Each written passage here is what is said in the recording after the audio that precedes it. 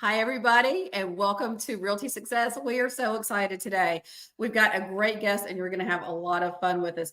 My name is Brooke Bryant. I'm one of the hosts of Realty Success. I'm a realtor in the Charlotte, North Carolina area, and I work a lot with investors and home sellers, but love working with first-time home buyers. I have a book you can find on Amazon, The Ultimate Guide for First-Time Home Buyers, and I'll have a link to that at the end of the show. Joining me today is the beautiful Regina Brown. Regina, please say hello to everybody. Thank you so much for having me today. I am Regina Brown. I am a luxury realtor here out of San Antonio, Texas. So looking forward to some great information today. And over to you, Scott. Well, good morning and hello. What a great today. Today is going to be so much fun. I'm so glad you're tuning in. We're getting to talk about one of my favorite topics, well, real estate. And how do you win it? And that's going to be the spirit, I think, that we get to explore today together. I think we're going to unlock a lot of fun things, and we're going to get a current climate of how to win in such a changed environment. I'm here in Los Angeles of everywhere fun. I'm a mortgage broker. I'm one of LA's Blue Diamond mortgage brokers. And well, that's a lot of fun. That allows us to access solutions in a market space, often before they become market spaces solutions. And how we achieve that. Well, you know what I've learned? It's fun to win. That's my hashtag for 2023. It's fun to win. I love that. Right? Show up passionately. And I've learned that the bright light often has a way to find things in troubled worlds. And I would suggest the real estate climate has so much change involved today that bright lights are often our best friend. So today's visit about real estate and opportunities, I'm so tickled. We're tickled too. And love that approach you're taking about the bright light, because so many people, I mean, they can be, high achieving, successful people. When they're dealing with mortgages, it's scary and overwhelming and confusing, but it just does not have to be. It doesn't have to be scary or daunting or any of that, right? It doesn't. I don't remember growing up in school. I don't remember taking the mortgage class. I didn't think they offered that one. So I think that we're just born into the life we live with the understandings of not so much. So when we're presented with home ownership, the dream of being that homeowner, but using their instruments, it is challenging. In fact, I won't ever forget my first. I was refinancing a condo I bought. I was in San Diego. I had a mortgage folder. And it was from the bank. It was from Chase Bank. I'll never forget this. It was legal size documents. There were 5 pages in these legal size, and it was all about filling in the blanks. I was so overwhelmed. There were so many questions, and they were really personal. They were honestly pretty uncomfortable quickly. And as a consumer at that time, I was overwhelmed, and thank goodness I was holding that folder in my hand because her name is Peaches. And Peaches came in the elevator, and she's a mortgage broker. And that was the day I discovered what's the difference between the mortgage bank and the mortgage broker. Okay. Peaches says to me, she goes, Scott, I see you've got a Chase mortgage package. Peaches, I'm trying to refinance my condo in San Diego. And she says, Scott, don't you remember? I'm a mortgage broker. I can help you. And I immediately said, oh, Peaches, thank goodness. I'm so overwhelmed with this package. I don't know what to do with it. Scott, I'll help you with everything, she taught me. And that was when I discovered when you work with a mortgage broker, they're focused on your success. When you go to a mortgage bank, they're focused on their success. Yes. So you don't have to do financing that nobody taught you how to do it. You don't have to do it alone. That's the difference when we work with a mortgage broker. I've discovered their fiduciary is to the consumer's best benefit, but a bank's fiduciary is to the credit providers and shareholders that support the bank's operations. It's a completely different approach. And I've learned when life is troubling, like taxes, well, don't do it alone. Get a CPA, get an expert, where all they do is focus on to make that behave well. And well, that's the mortgage brokerage world, is why I love being a part of it. It was how Well, I we set talk my about that. We talk about that a lot, Regina, right? Like how Yes. important the relationships you build in a real estate transaction are so important. Find people who have your back and who are looking out for your best interest. Yeah, we all have to make our money, but the best way to be successful in your field is to really look out for your clients. May I please, and wouldn't you agree, Regina and Brooke, that the number one strategy right now in real estate is relationships? Of course. When we're walking in front of the house that our consumers most likely are falling in love with, there's a great chance they're not alone. There's a great chance in this climate with such a short, tight inventory market that there's going to be competition also writing their version of offer. Here's what I've learned and discovered. As sellers and listing agents are reviewing the offers coming to them, part of what's getting reviewed is not just the offer itself, but the person who wrote it. Who's the agent representing the want of this buyer? And do they have a history of yesterday successfully closing? Or do they have a history in market that's not terrific? I've learned it's the reputation of the agents we partner with that matters so much. And that even involves lending. So if there's a mortgage loan involved, when we work with large banks like Rocket Mortgage or big giant call centers, here's what I've discovered. I've discovered great communication is a great way to win anything in life, especially real estate. And that a listing agent reviewing a multiple amount of offers, including cash sometimes in this climate, great chance it's there, they're going to review who's behind it. Can I communicate easily with that lender? Are they easy to reach? Do they have a history of closing loans successfully? All of those ingredients matter when inventory is this tight, because the seller often gets a broad amount of choice to select from. So I agree. I suggest that the number one strategy anybody can use is partnering up through passionate folks of industry that are significant in making a difference. That's how we win. I love that. Can I toss a question your way? Please. So something that I'm dealing with a lot right now in real estate, the vast majority of my clientele are wanting to do contingency offers. And a lot of them, the vast majority of them are coming in from out of state. And so they're saying, I don't want to put my house on the market until I find my dream home. Oh my goodness, thank you for helping me find my dream home. It ticks all of my boxes and meets all of my criteria. Now I'll go ahead and put my home on the market. Yes. Yes. Exactly. I love it. Those who aren't able to see us. Oh, I love your eyes going back and forth trying to find the solution. That's not so it's really difficult in our situation to construct an offer and put an offer together. Let us buy your home. Also, they want to come in with asking for a lot. And so we're constructing our offers and we're doing the best that we can. From the mortgage perspective, what would your advice be to educate our clients? Allow me, please. Thank you. Allow me. And I love that you're highlighting that. It's almost like the chicken and egg story, right? The chicken or egg. Do I sell my house first so I'm positioned to be successful on the house I want to get? And if I do that, then the question is, will I find the house I want? And then will they accept my offer? And now I'm homeless. So I can see why we would want to secure the new home we love that they said yes to first. It's better to know our exit strategy before I create the exit strategy, so I know where I'm going towards. Of course. And so I see the why they want to do it. But in today's climate, and I think in any day that we're being listened to, the story stays the same. So today's climate, I believe that we as consumers qualify for the houses we have or the ones we're departing from when we purchase them, probably to get into the community we wanted to be a part of. In today's climate, we probably got to prove to what our income allowed us to own. Yes. So for many of us as homeowners trying to move to get our next home, the obstacle becomes this for many of us. The reason why writing a contingent offer is because the loan that I'm going to acquire the new house with has to be approved. Part of a loan's underwriting approval has to review a homeowner's debt.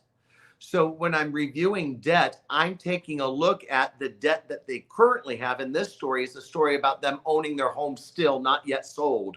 So I must take into account the cost of that home ownership, taxes, homeowners insurance, everything involved as it relates to their story. And then we're asked to adopt the cost of the new house they're acquiring.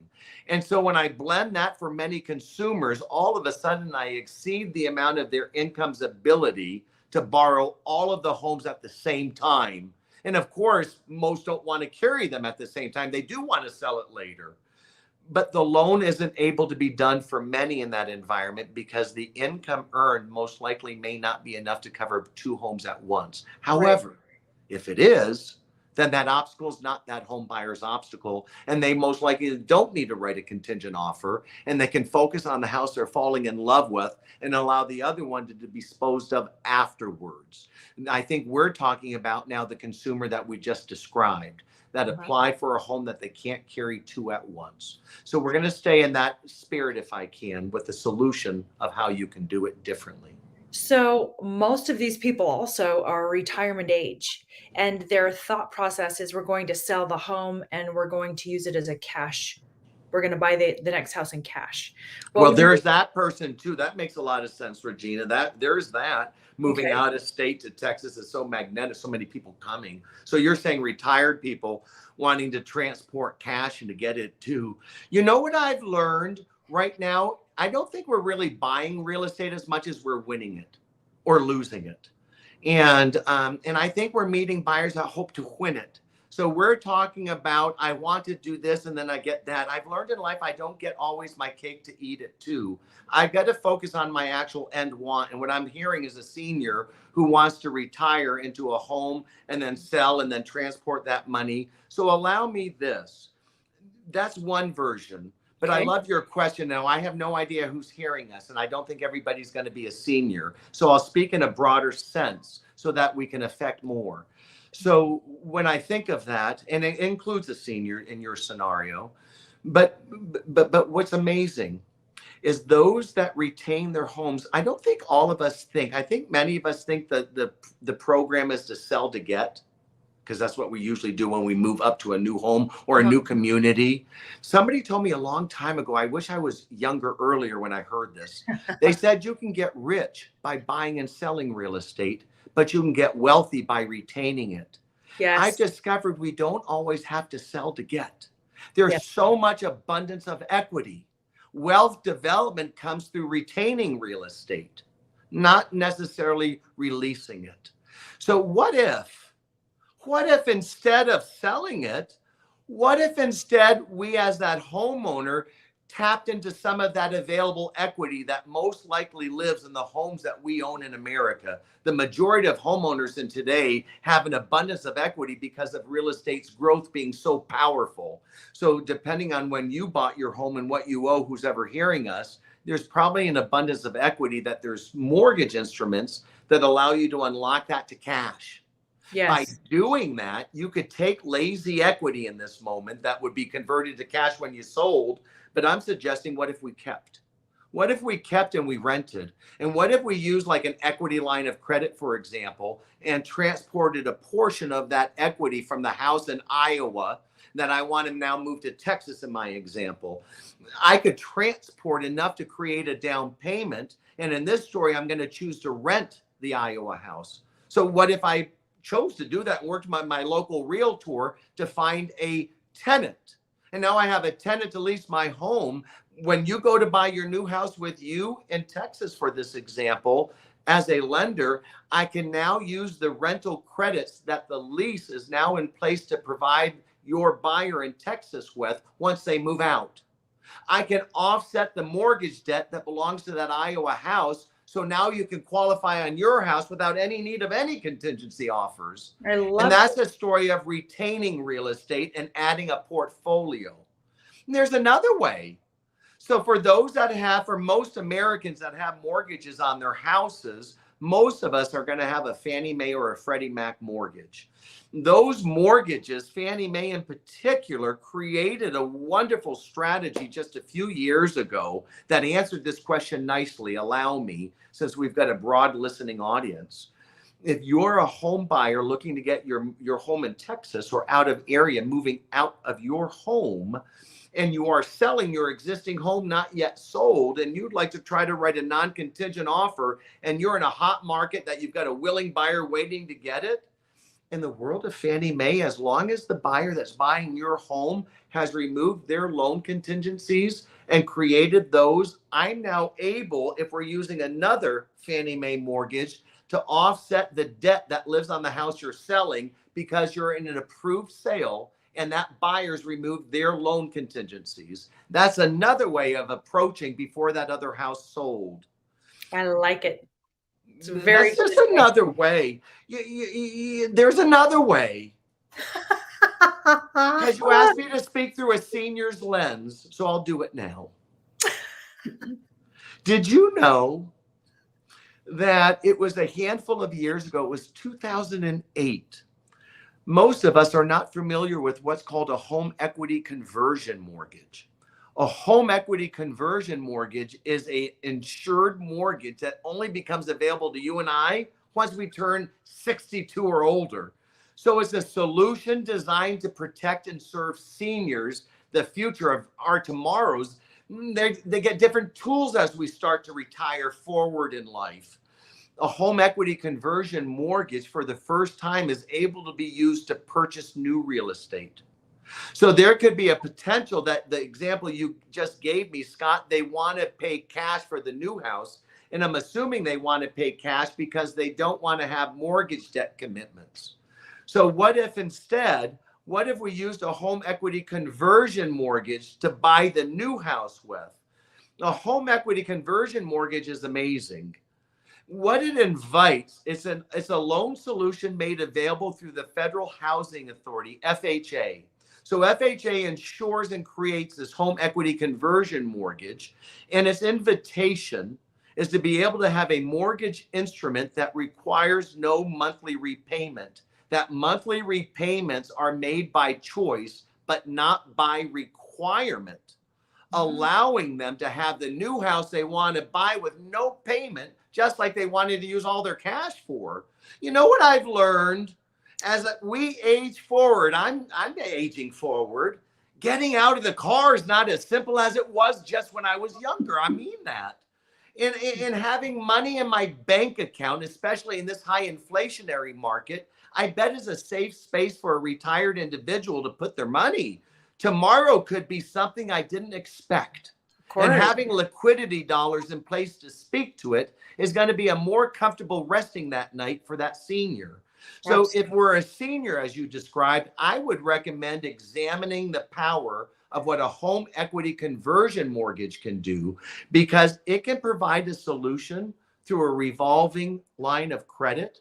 So that if your senior sold the house instead of retained it out of area, they could now pay off that line of credit completely. There'll be no interest in acquiring in the background, but they can access it later in case life gets unknown. You see, what I love about a home equity conversion mortgage protecting a senior is that not only does it at a federal level insure risk, but it does it in a way that doesn't happen for you and I until we turn 62. And it was because of the past. So much elder abuse over the years of the befores have brought enough reform on a federal level that became significant. Most of us don't even know what that was yet. So speaking about this now is an invitation to learn. And a home equity conversion mortgage ensures on the federal level that that homeowner can live in the home they have for as long as they live life. In the olden days, there were triggers and would force them to buy down what they borrowed. Not anymore. The federal government will protect that homeowner, and you will live in that house as long as life will let you live there, regardless of value, regardless of anything else that happens. That's an amazing protection. And the heirs, the people that go later that you're going to give the estates to, they'll never, ever get a chance to adopt negative equity. Instead, because of this federal insurance policy, the heirs that are to achieve the future story have a chance to buy that home if it's negative equity. Let's say there was like an earthquake or something bold happened that shifted the markets in a big way. We were all there in '08. Life can happen. So let's say that life happens. It did before.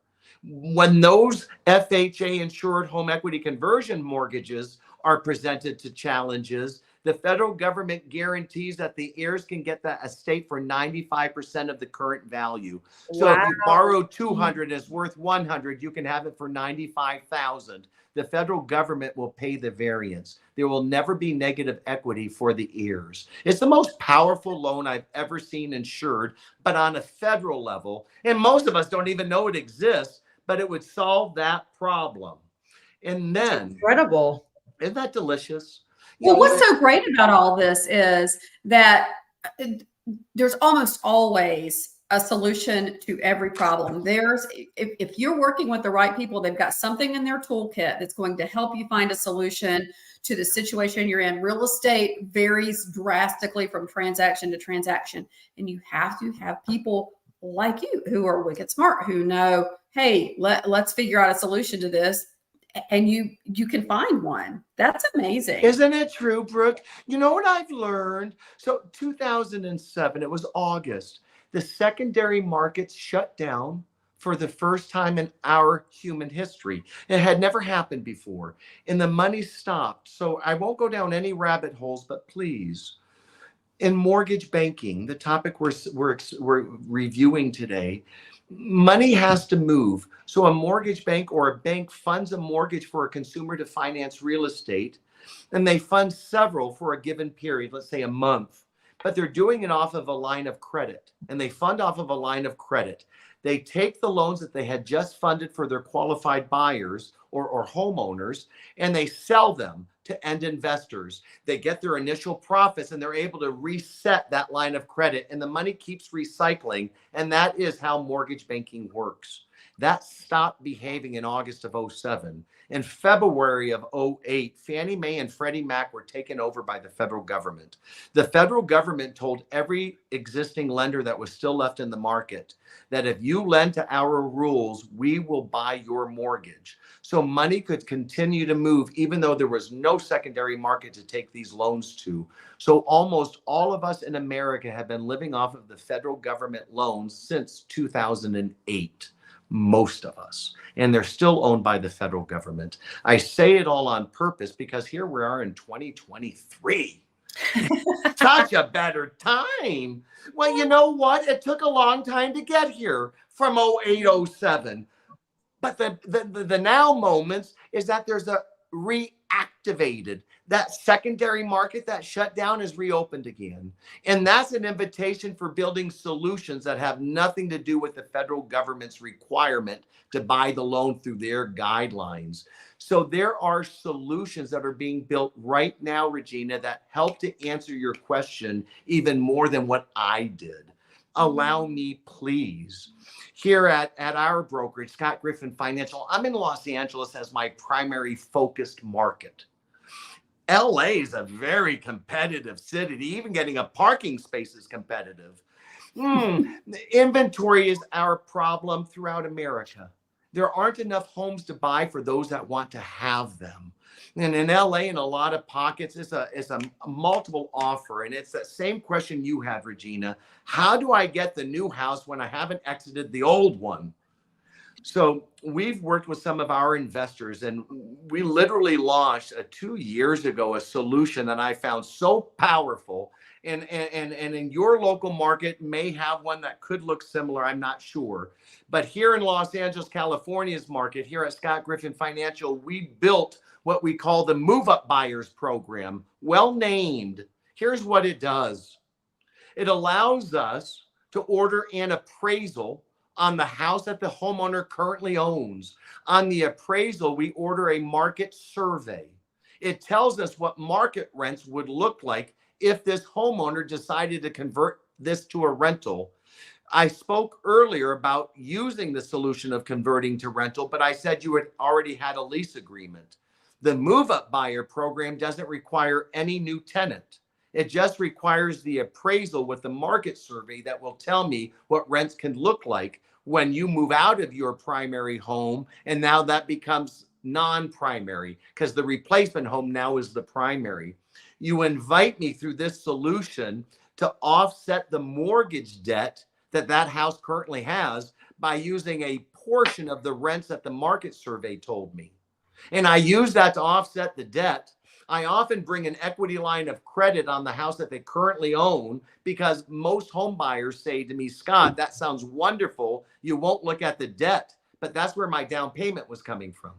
So since there's such an abundance of equity, we combine it with a home equity line of credit and we transport that over to the new purchase money loan, and they're able to get it with no contingencies at all. And since we pre-underwrite everything up front, we removed a lot of questions relating to risk, and we invite our home buyers through this solution to close purchase money in 10 days or less. And that's how you win in competitive markets. You become rather magnificent by finding passionate people that show up to help you to do it. I love that. Yes. Yeah, that's fantastic. And one of the things that you keep hitting on is you're going to build wealth, and hopefully the goal is to build generational wealth through the proper management of your real estate portfolio. So I love that you keep touching back on that. And as I mentioned earlier, or maybe I did, I really like working with first-time home buyers. So I love kind of you came into this with don't overextend yourself when buying your home. And I really try to educate my first-time home buyers. Don't buy beyond your means. Buy with the plan to hold on to this property and not have to sell it when you're ready to move up so that you can start building wealth through your real estate portfolio. So I love that you keep coming back to that. You're giving me goose pimples. I love that. I love that you're just saying it even clearer because it's true, isn't it? The first one's the hardest one. Once you own the first one, well, now you get to play with equity. Equity's fun to play with. You can't play with it until you have it, and you get it by buying it first. I wish that I still owned my first house here in Charlotte. We've had a big influx of people coming here during COVID. You know, you can work from anywhere. And Charlotte, North Carolina is very close to the mountains and the coast and halfway between New York and Florida. So it's a really desirable area, big airport. So a lot of people moved here from other areas and drove our prices really high. And which is great for people who are first-time home buyers and hopefully put them in a position to be able to retain that and sell. And I wish that I owned my first house, but I didn't have somebody like you who had creative solutions to help me. Okay, let's try and figure out a way for you to hold on to this house so you don't have to sell it, to use your equity to buy the next one. Exactly. So good for you. And I'll take that one step further. I love what you're saying, Brooke. And you know what I love even more? The timing of our visit today. So I'm like you. May I please? I love first-time home buyers. It's really true. You do build wealth by owning real estate. Unlike any other instrument I think we can invest in, real estate does things differently. It allows us to borrow against it. It allows us to rent it, give it away, sell it. There's even get tax deductions from it. There's so much invitation that wraps around the storybook of real estate itself. Allow me, please, Brooke. I have a feeling that the obstacle for a lot of first-time buyers is the same in most communities. I believe we stay renters longer than we should be because buying real estate is expensive. Renting an apartment or renting a home, often they ask us for our first month's rent prorated and a security deposit. And if we don't have enough credit, maybe an additional enhanced security deposit. That's a different type of number than a large down payment. And I think for many of us out there, we get stopped because we don't believe we can yet, because we believe we don't have enough of whatever they're looking for. Remember that mortgage class nobody took? Well, exactly. So most of us just think it's 20% down or 10 or some other number I don't have. Well, I love education. I love what we're doing today. We're educating, we're sharing stories of how you can, because the truth is you probably can. And you were just waiting for somebody to share it with you. So let this be that. So may I please? I love Mhm. timing. So here at Scott Griffin Financial, my focus is like what we're talking about. It is first time home buyer success. Now, I don't know how you become successful if you don't understand the obstacle you can cure first. There was a program here that you may have heard about. It hit national news in California, where the state of California was giving away down payment assistance.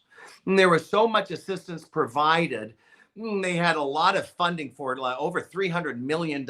It was absorbed in less than 8 business days, completely disappeared, all used up.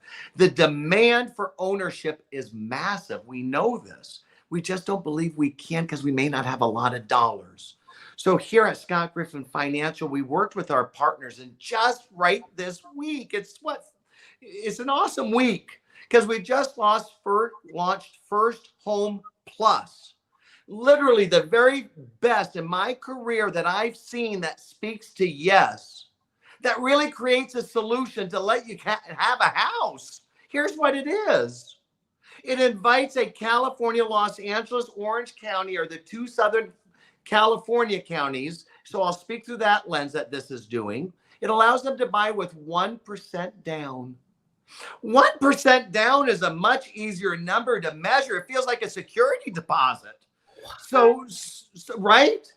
But that's not the only help we get. Not only is it only 1% of our money, but this solution, First Home Plus, provides a 2% grant that goes along with your 1%, creating a 3% down payment. But the grant, well, it's silent. There's no interest and there's no repayment. In fact, it goes away as 100% removed after 3 years of on-time payments. So Wow. it's a fancy way of saying, here's the help you hoped you could have. In fact, make a difference in your community, be a homeowner and make payments on time for 3 years. And you don't even have to pay this portion back. It's yours. Oh my Not only is goodness. that, there's no mortgage insurance, completely removed. No upfront mortgage insurance premium and no monthly mortgage insurance premium. And in today's current environment, what I've been reviewing is how does the solution stack up against the other choices a first-time home buyer would most likely utilize. Here's what I discovered. It's so beautiful. It won each time as it answered, how did I help? Here's how it won. It removed the need of the high cost of down payment. Fannie Mae and Freddie Mac for a first-time buyer allows most of us to buy with only 3% down. But 3% of $500,000 might be a number I don't have in my bank account, but I might be able to get 5,000. So already you're creating savings, but it wasn't just there the savings lived.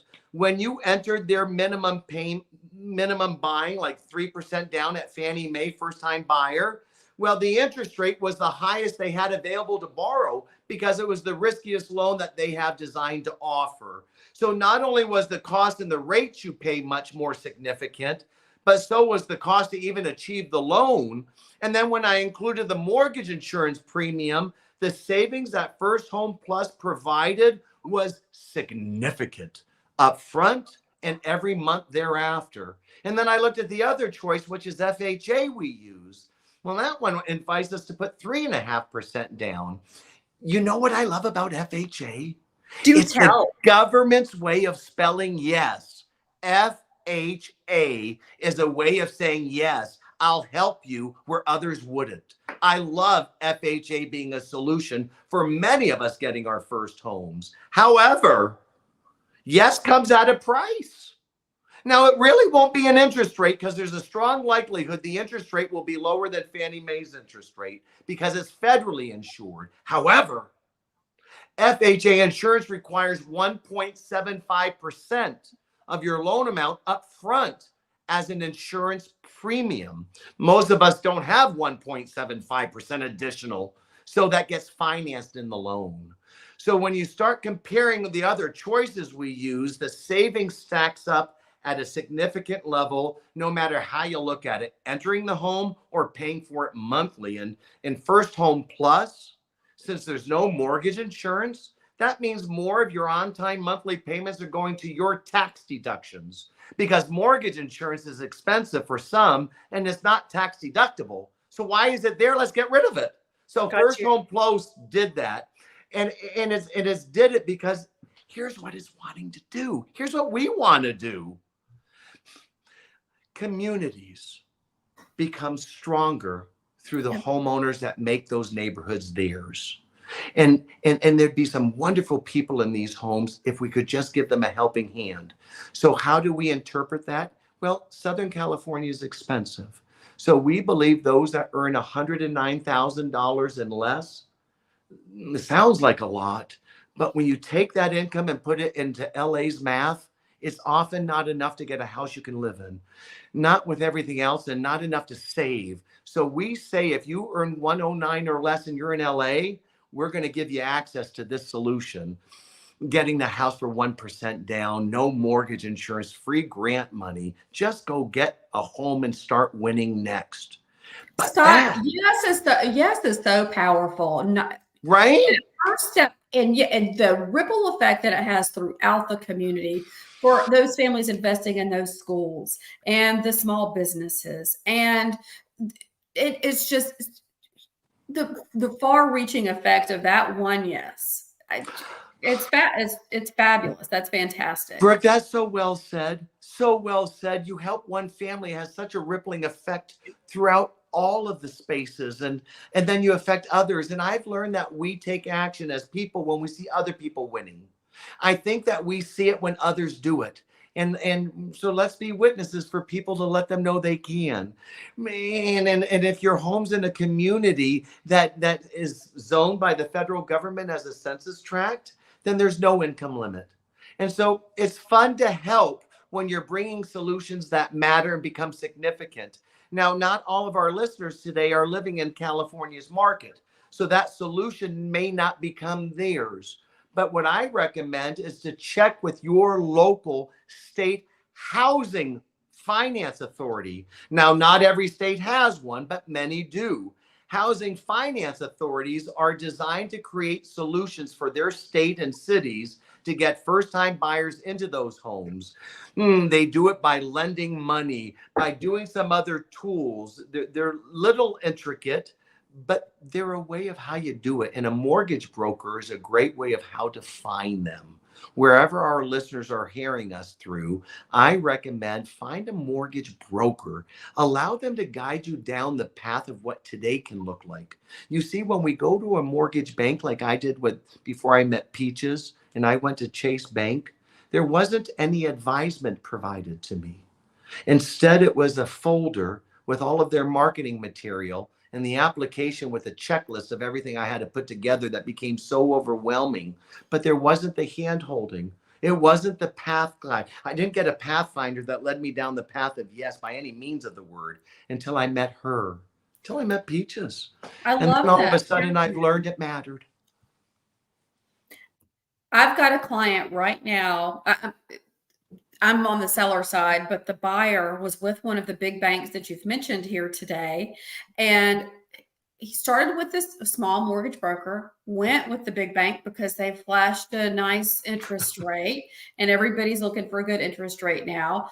But then he had a conversation with the broker that he was with to begin with. He said, do you mind if I look over the loan package? And yeah, the interest rate was a little bit better, but all of the hidden costs, the loan origination fee, everything else was just thousands and thousands of dollars more. And I love that you say Pathfinder. I love that. He would not have had that Pathfinder. And there have been instances in this transaction where he needed him as a Pathfinder.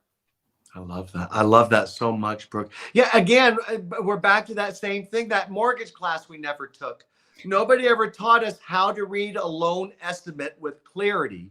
Now, we have, you know what else is interesting? I love to ask people Their familiarity with the SAFE Act. So the SAFE Act was born to redesign the market that wasn't working before. And they're all consumer protections. And most of us can't even explain what it is, didn't even know it exists. And they're there anyway. The market shifted so much. And most of us that aren't paying attention, that went to work, who are at work, those are the people that are learning on the Zoom meetings. They're not paying attention to, most likely. It might be on Facebook, everything else. And so that's where they're grabbing their education from.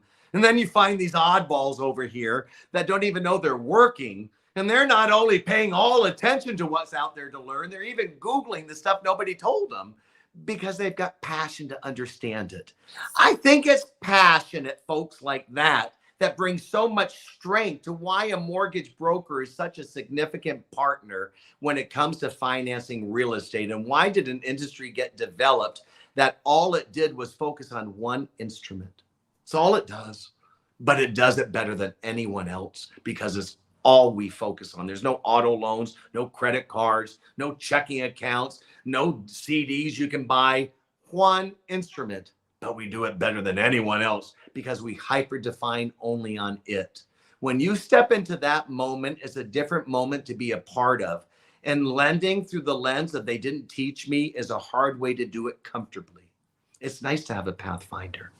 I love that. I've never heard your profession described that way, that you are hyper focused on that one instrument and not everything else. I'm going to steal that from you. And you Please. Sorry. That's my Scottism. I'm taking it. I love it. Yay. Yeah. Well, and it's fun to get that type of experience to be your friend in a world they didn't teach us about. Because like you taught me about that person that got the review of the documents. It's like going to buy a car, isn't it? Why did my mind just see the car salesman? And why did I see how they wrote on the four corners, the down payment, the pay? They confuse you.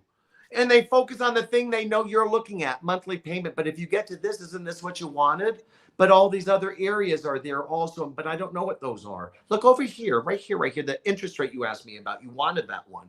They didn't tell me about the origination points, the discount points, the other fees that invited that interest rate to be present. We all know nobody's giving money for free, but we often present the money differently in a way we hope they'll hear us. And we can do that in lending through different instruments that they didn't teach us about. So I'm not surprised when you share what you just shared with me in that buyer's example of the difference between advisement and fulfillment. Mm-hmm. Well, one thing I learned recently, I learned from Regina.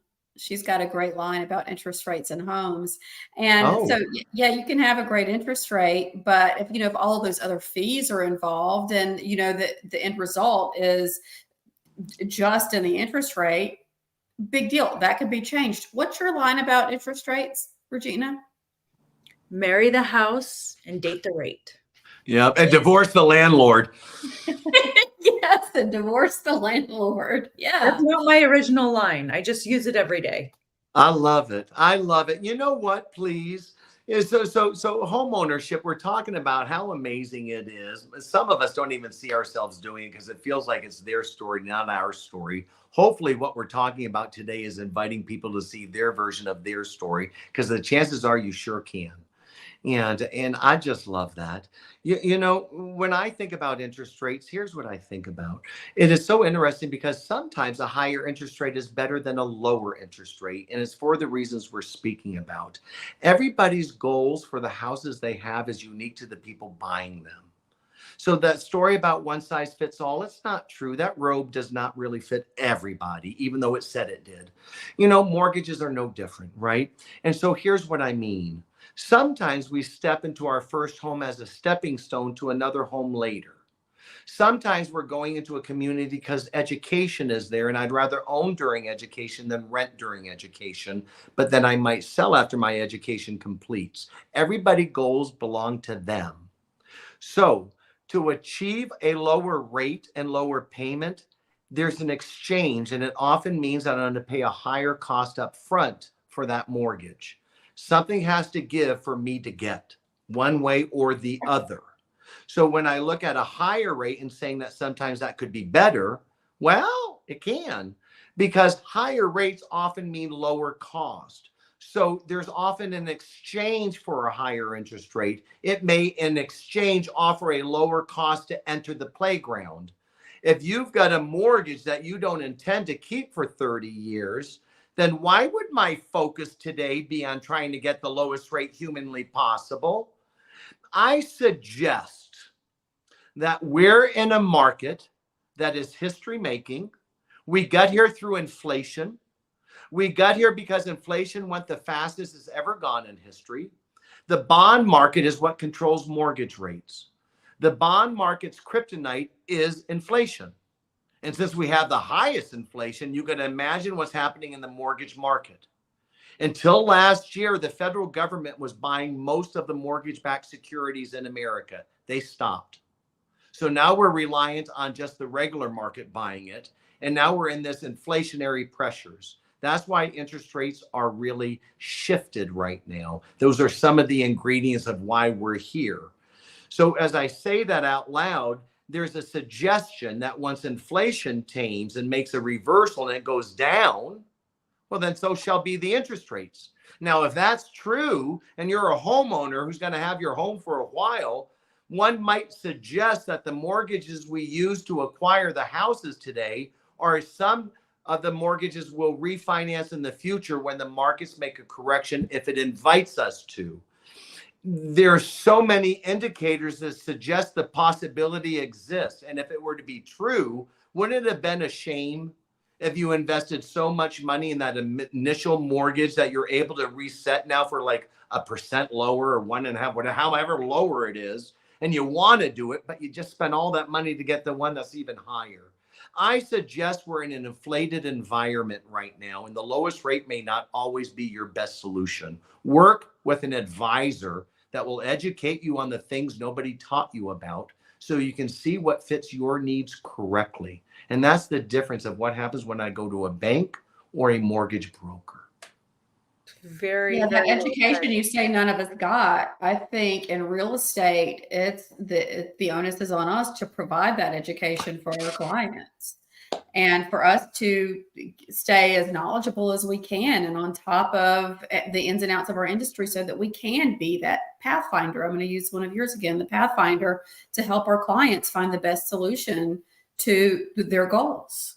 I mean, look at both of you putting together this opportunity for people to learn through. Talk about passionate leaders of your local industry. You two ladies are so passionately powerful, making such a difference. And it's a choice. That's what we said earlier, right? Some people are at work, some people are going to work. And there's these silly people on this meeting right now. We don't even know we're working. That's passion that loves to win. That's who you need to look for. When you're looking for a friend to help you win, look for passion first. Yes. Don't you think real estate is just such a great way that every person can, and you can change lives through real estate? I mean, a home ownership it feels so good. That sense of community you were talking about, and that pride, and yes, I can. And then they go out and encourage others, and we get to be a part of that. Oh my God, I'm getting goose pimples again. You know why? May I please? Please, please, Scott. I think it's why I love this so much. We get invited to meet people when their want is highly activated. I love the power of want.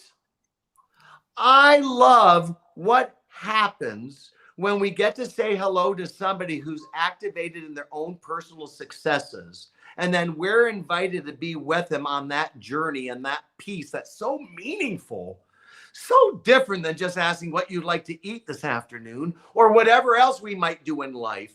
This is a different life event.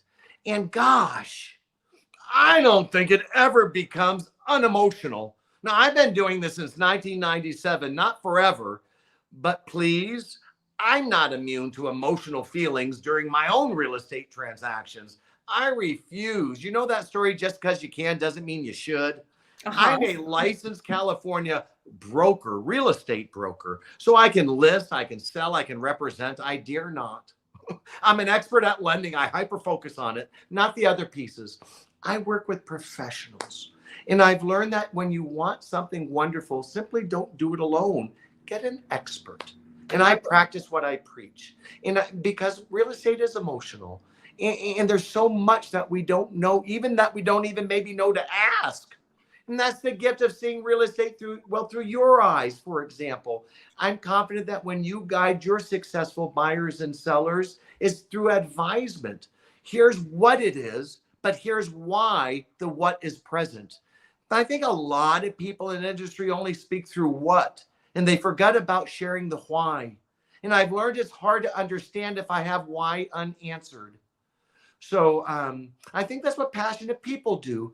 They don't just say what, but they say why the what's there, if that makes Yeah, sense. why is very important. Yeah. Don't you agree? I Why? do. I do. Yeah. I And love it. I love what Regina, you two do.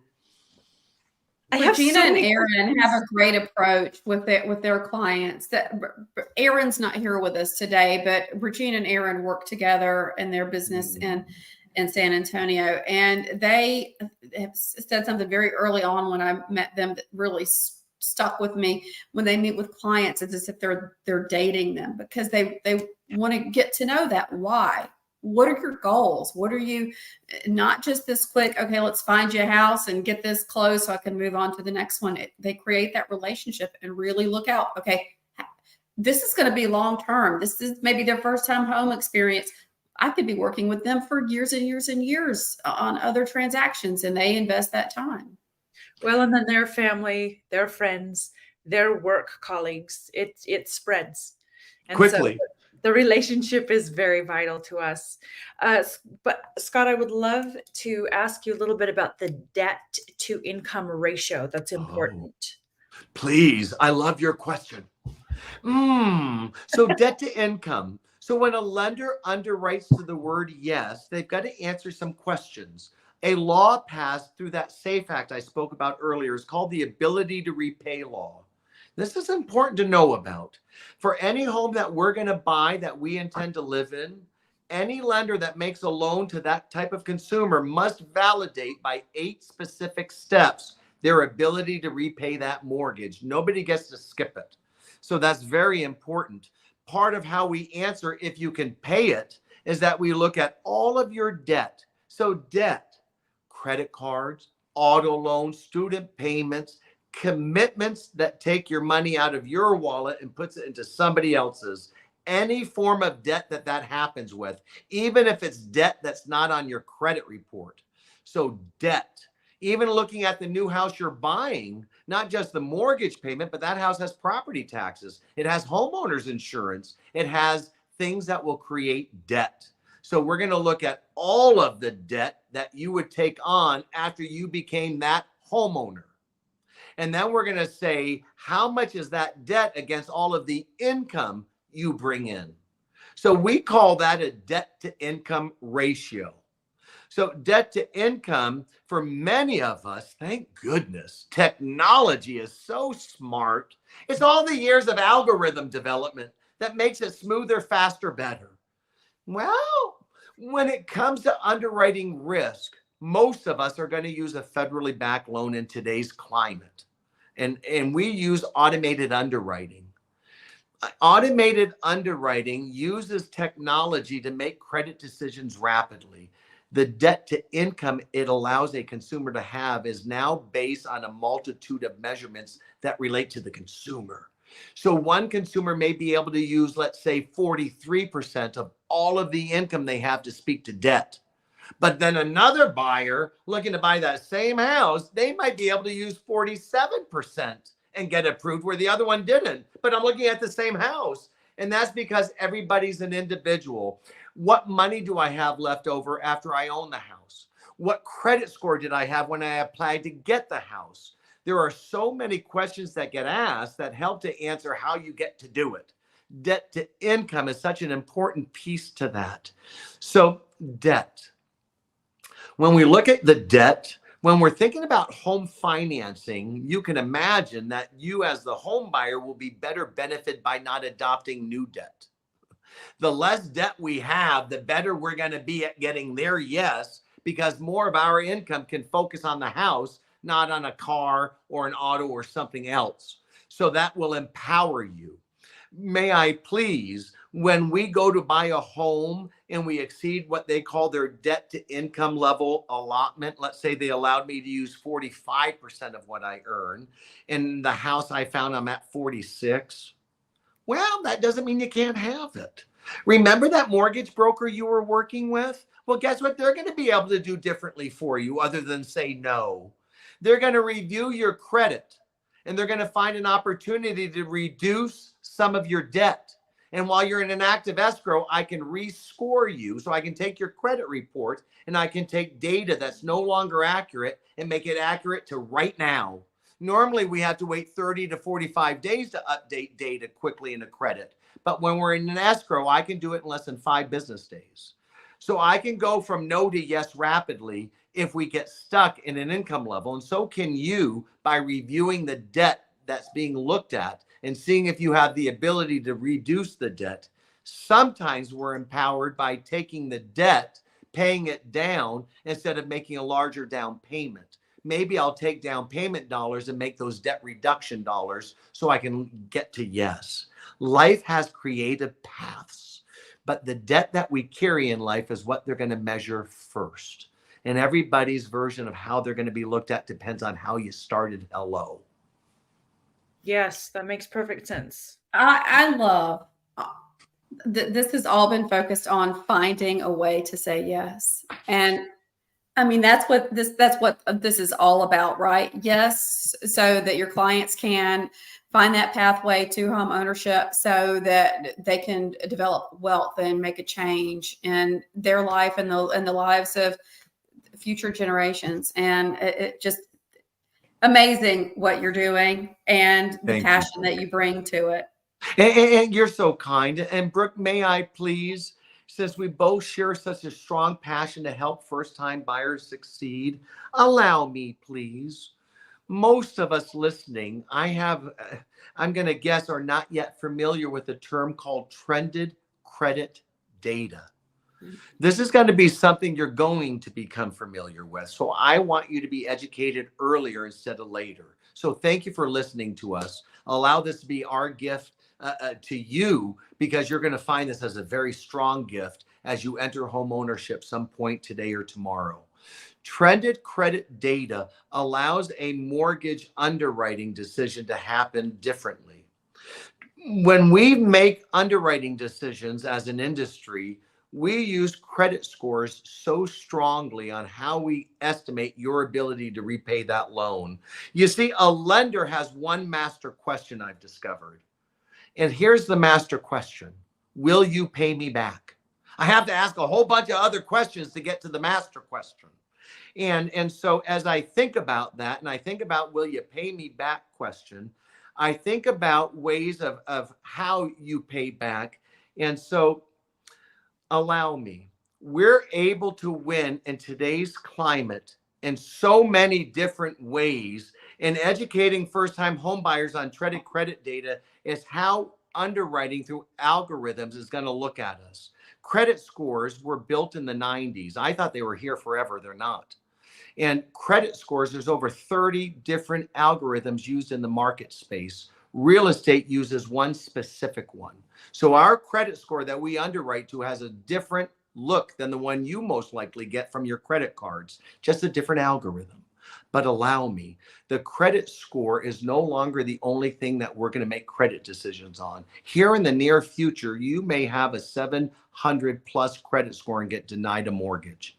The reason for that is that a credit score is easy to manipulate. A credit score is simply a photograph of raw data at the time you ran the report request. I like to think of credit like a river. It's never the same twice. And that's because credit cards are not always reporting information at the exact same time you used your credit card. Maybe you went to lunch today and I ran your report tomorrow. Maybe that lunch was $32 and it was enough to affect your FICO, but yesterday you didn't buy that burrito. So everything we do in life has an effect, and we'll see it in the credit report. And if you pay down credit, once I see it, then I can often improve your credit score. So that's what I mean by credit scores are easy to manipulate when you understand what they're looking at. Trended credit data removes the manipulation. So here's how it does it, and here's what it's doing. It focuses on revolving credit cards, and it wants to know, how do you manage debt, consumer, and your credit cards is going to go back 2 years. 24 months history is what it's looking at. We've not done this before as an industry. We do it now. We're looking to see, what was your credit limit? What was your credit balance? What was your minimum payment required? And what payment did you make? And so how you manage your revolving credit will, in the future, very, very, very soon, determine whether or not you get a Fannie Mae, Freddie Mac, or a mortgage. Because we're going to use trended credit to see if you're a credit abuser, if you're a credit user, or a low credit user. We're going to get a better understanding of your credit past by seeing how you manage credit debt. So my recommendation for our listeners today is this. You will be seen as a golden credit angel when you're the creditor or the user of credit making more than the minimum. The people that are going to be most challenged in the future are those that make minimum payments that carry high debt. You are a completely different risk, whoever you are listening to us, than the person that pays more than that they're requested and they don't carry high debt. And if there's somebody that have high debt but they're making larger payments, that's a different risk person that had low debt but is climbing into high debt and not making those payments. So my recommendation for our listeners is to pay $10 more than the minimum. It's not a minimum amount to pay more, just pay more. They're looking, and the new algorithms are looking at that. That's called trended credit data. And most of us don't even know it exists. And we're using it right now in underwriting mortgage risk. So please, listeners, pay more than your minimums. What a great Thank you takeaway. so much. No, you're That's super great. welcome. That's great advice. I wish we could talk all day long. Oh, I know knew we all were going to have fun. Yes. you were going to have fun too.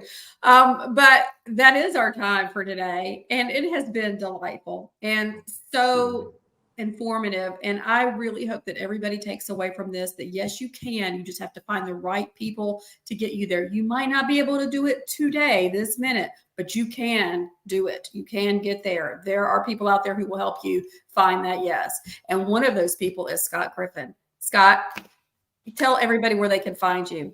You know, I love the internet.